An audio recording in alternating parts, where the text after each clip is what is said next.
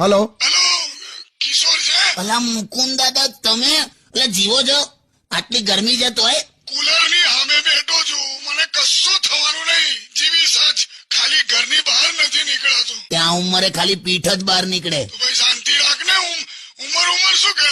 ચાલ બોલ જો, આજે બોલ. મારી ઉંમર કેટલી છે બોલ? એક્ઝેક્ટ ખબર નહીં, પણ તમે ડાયનાસોર પર ડ્રાઇવિંગ લાયસન્સ નો ટેસ્ટ આપેલો. એ તો છે. સારું, હા, સોરી. હેલો, હા, ચાલો બસ અમને બધાને એવું કહો કે ગળપણ આવે જ નહીં એના માટે શું કરવાનું? જો